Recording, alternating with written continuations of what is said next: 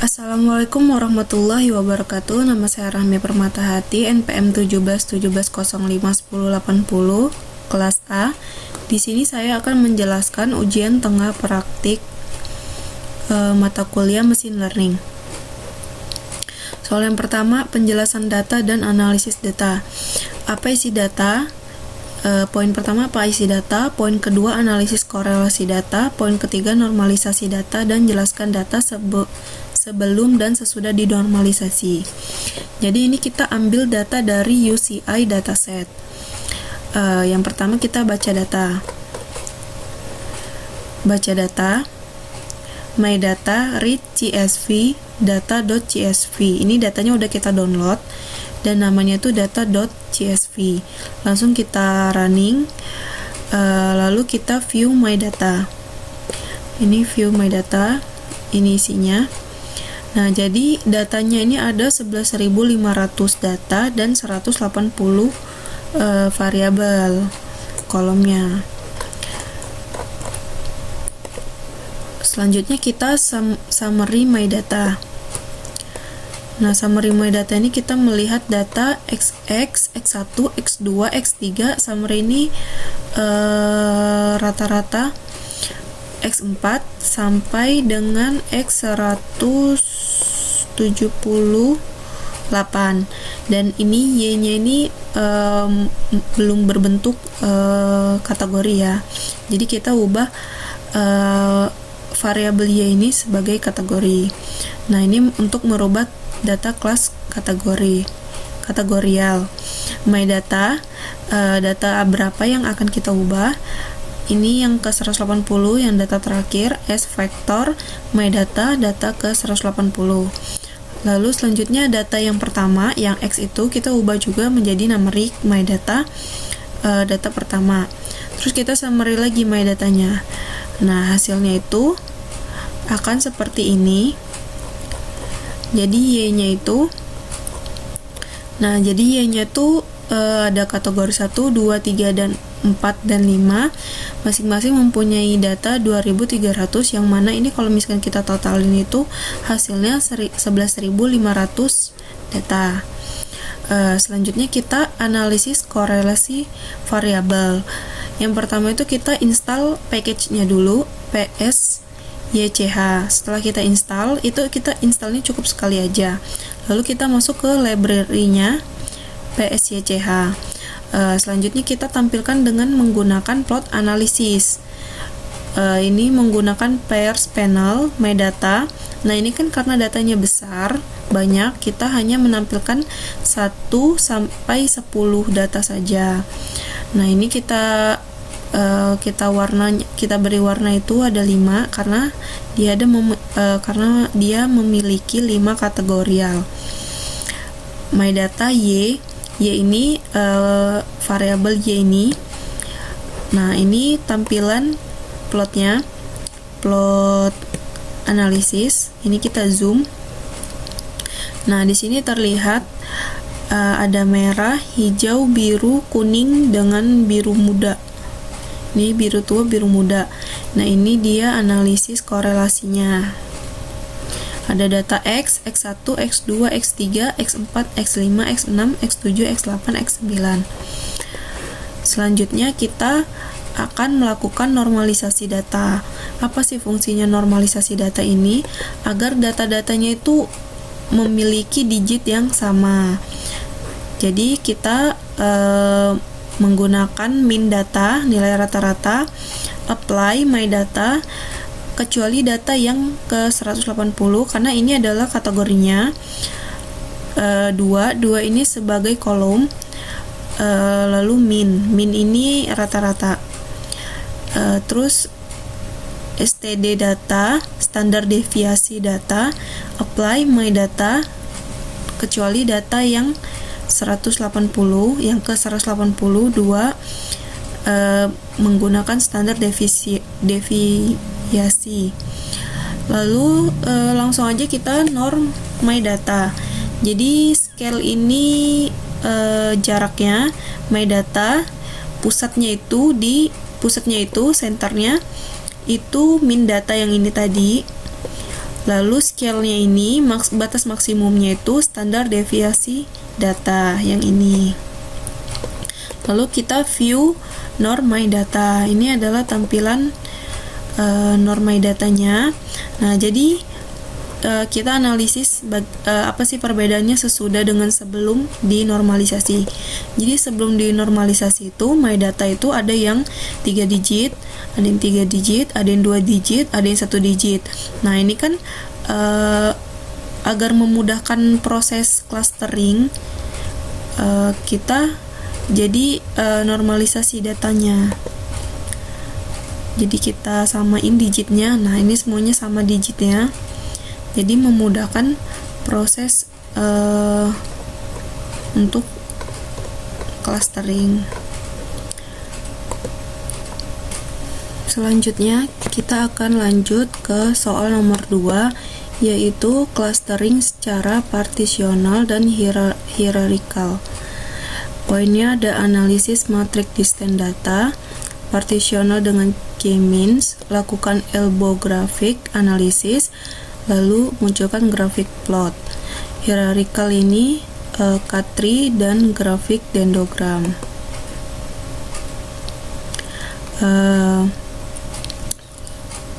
Ini analisis matrix distance, norm my data yang sebelumnya udah kita normalisasi tadi, tabel distance, S matrix, view table distance.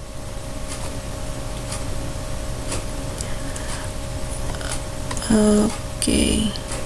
Nah, ini tabel distance-nya. Ini dia menggunakan Euclideans. Selanjutnya kita masukkan library ini TD first untuk data manipulasi, library cluster, clustering algoritma, library fact to extra untuk algoritma clustering dan visualisasi. Terus ini kita masukkan partisinya. Ini kita akan membagi menjadi 4 cluster menggunakan k-means. Nah, di sini kita keempat ini jumlah klasternya, norm my data kita, centersnya ini pusatnya itu 4. Lalu str K4. Nah, muncullah seperti ini. Cluster int ini muncullah ini. Ini ada 4 cluster X, X1, X2, dan X3. Lalu kita lihat k-means clusteringnya menggunakan fungsi K4. K-means clustering with 4 cluster. Jadi satu cluster berisi 6889, yang kedua 364, yang ketiga 359, yang keempat 3888. Nah, ini clusteringnya menjadi 4 cluster. Data-datanya. Yang ini clusternya, clustering vektornya. Ini ada 4 cluster. Selanjutnya kita melakukan elbow graphic analysis.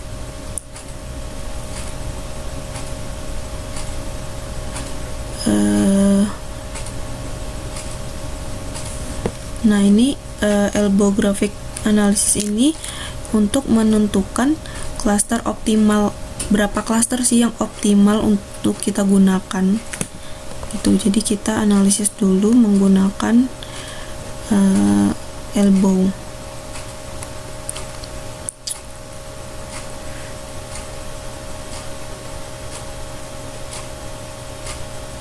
Nah, ini set 123.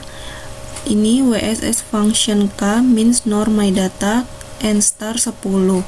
Ini berfungsi untuk menghitung jumlah total dalam klaster persegi. Lalu hitung plot. Jadi kita memunculkan plot 1 sampai 10. Ini hasil plotnya elbow.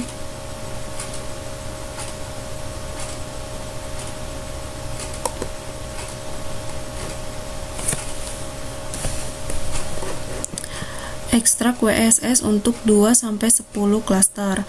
WSS value. Nah, ini untuk ekstra WSS 2 sampai 10 cluster. Terus ini plotnya.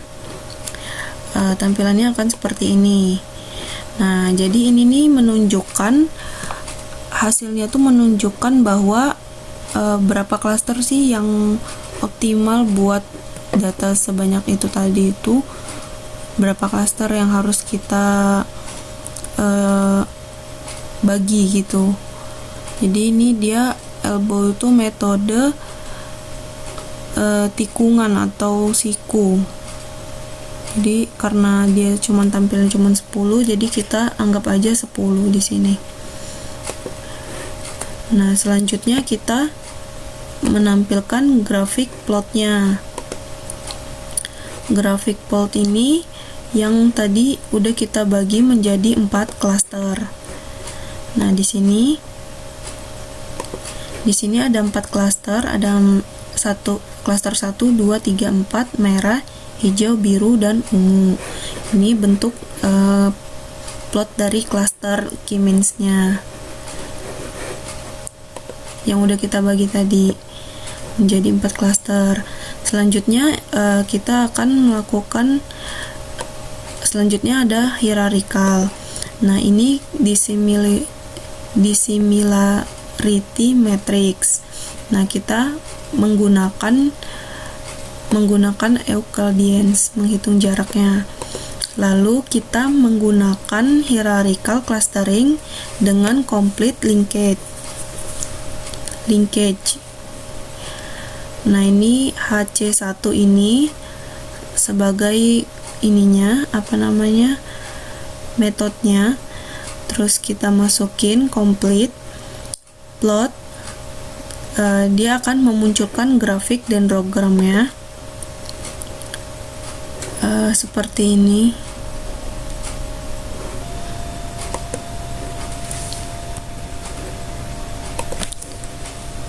Nah, seperti ini tampilan cluster dendrogramnya. Ini kita zoom aja. Karena banyaknya data, jadi dendrogramnya ini tidak seberapa kelihatan ya, karena terlalu banyaknya data. Lalu kita cut trim menjadi 4 cluster. Kita potong dendrogram ini menjadi 4 cluster yang akan hasilnya seperti ini.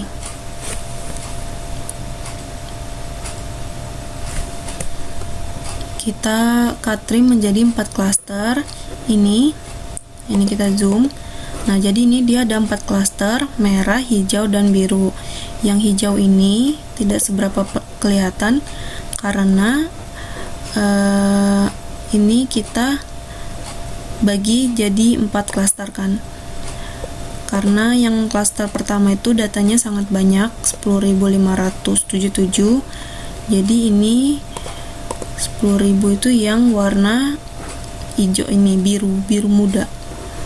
Nah, yang kedua itu ada 462, itu yang biru ini. Lalu selanjutnya yang 454 itu yang merah, dan yang 7 itu yang warna hijau yang tidak seberapa kelihatan itu di sini. Lalu selanjutnya saya akan menjelaskan soal nomor 3, classification dan prediksi menggunakan naive Bayes. Pisahkan data 80% training dan 20% dataset. Lalu jelaskan model naive Bayes yang dihasilkan. Lalu jelaskan tabel hasil prediksi training dan analisis akurasi trainingnya. Jelaskan tabel hasil prediksi testing dan analisis akurasi testingnya. Yang pertama itu kita install package dulu, ada DPLYR sama naive Bayes. Ini karena sebelumnya udah saya install, jadi tidak perlu kita jalankan lagi. Selanjutnya langsung ke library DPLYR sama library naive Bayes. Ini udah masuk ini. Selanjutnya memisahkan data 80% data training dan 20% dataset. Nah, ini kita biar agar pakai 1 2 3 ini 4 ini agar dia berurutan. Index sample, raw metadata replace probability, 0,8 ini 80% dan 0,2 ini 20% data setnya. Data train index 1. Nah, di sini bisa kita lihat. Nah, data train itu ada 9.206 dan data tesnya itu 2.294 dari total keseluruhan data 11.500. Nah, ini sudah kita pisahkan. Selanjutnya kita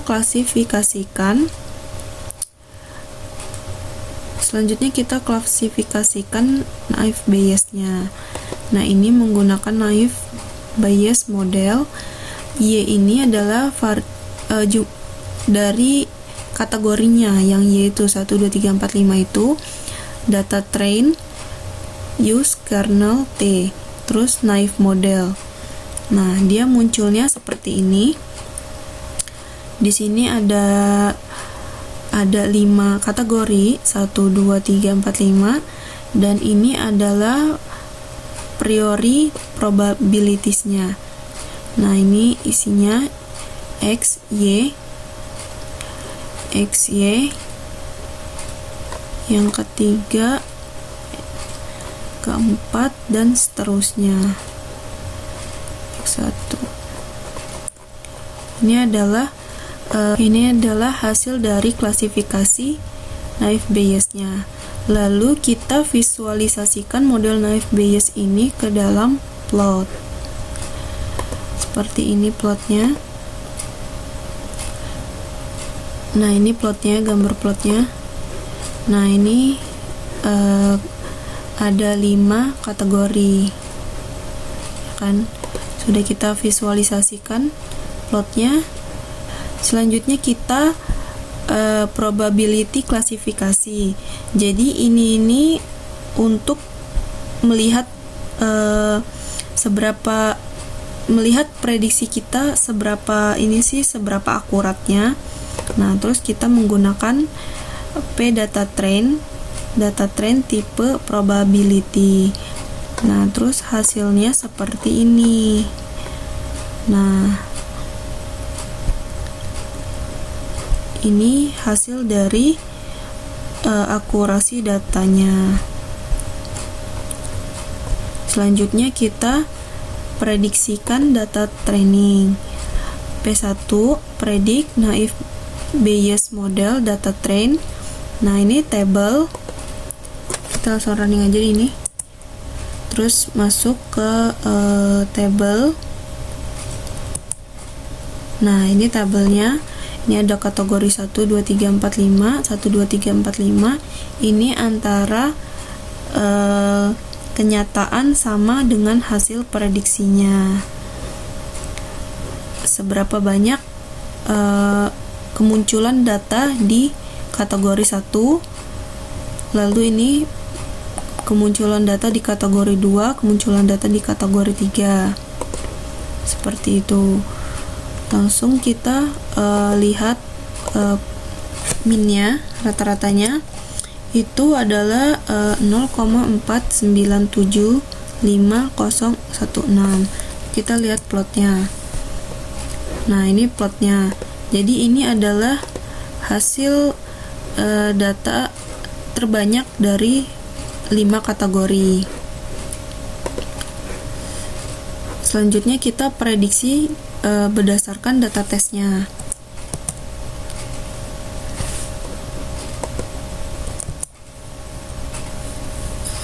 Prediksi data tes, langsung ke tabelnya. Nah, ini prediksi menggunakan data tes. Jadi dia agak beda gitu, Mbak. Hasilnya langsung ke minnya. Nah, kalau misalkan di data tes ini dia hasil rata-ratanya tuh 0,47. Jadi enggak Nah, ini hasil plot dari data tesnya. Terima kasih.